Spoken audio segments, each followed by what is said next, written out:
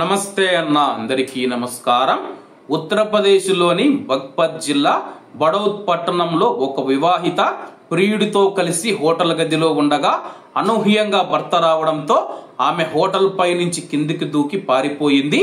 ప్రియుడు శోభిత్ను స్థానికులు పట్టుకొని పోలీసులకు అప్పగించారు। ఈ ఘటన సోమవారం జరగగా వారిద్దరి నుంచి తనకు ప్రాణాలకు ముప్పు ఉందని రక్షణ కల్పించాలని భర్త పోలీసులకు ఫిర్యాదు చేశాడు।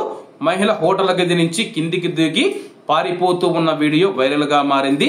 ఈమెకు 2019లో పెళ్లి కాగా ఒక కొడుకు ఉన్నాడు। దంపతుల మధ్య విభేదాలు రావడంతో ఎస్పీ కార్యాలయంలోని మహిళా విభాగంలో వైవాహిక కౌన్సిలింగ్ నడుస్తూ ఉంది। శోభిత్ ను అదుపులోకి తీసుకొని పోలీసులు కేసు విచారిస్తూ ఉన్నట్టు బడౌత్ SHO మనోజ్ కుమార్ చాహల్ గారు తెలియజేశారు। ప్రస్తుతం ఉన్న సమాజంలో మనం చూసుకుంటే వివాహేతర సంబంధాలు రోజు రోజుకు పెరిగిపోతూ ఉండడంతో అయితే చాలా మంది భర్తలు ప్రాణహాని ఉందని చెప్పేసి పోలీసులను ఆశ్రయిస్తూ ఉన్నారు। మరికొన్ని సందర్భాలలో ప్రాణాలు కోల్పోతూ ఉన్నారు। మహిళలకు ఎలాగైతే గృహహింస చట్టం ఉందో అలాగే మగవారికి సంబంధించి కూడా ఒక చట్టాన్ని తీసుకురావాల్సి ఉంది। చాలా మంది ఆడవాళ్ళు ఎవరైతే ఉన్నారో గృహహింస చట్టాన్ని దుర్వినియోగం చేస్తూ ఉన్నారు। దీనిని దృష్టిలో ఉంచుకొని అలాగే మగవారిని కూడా కాపాడేందుకు ప్రభుత్వం కొత్త చట్టం తీసుకొని రావాల్సిన అవసరం ఉంది।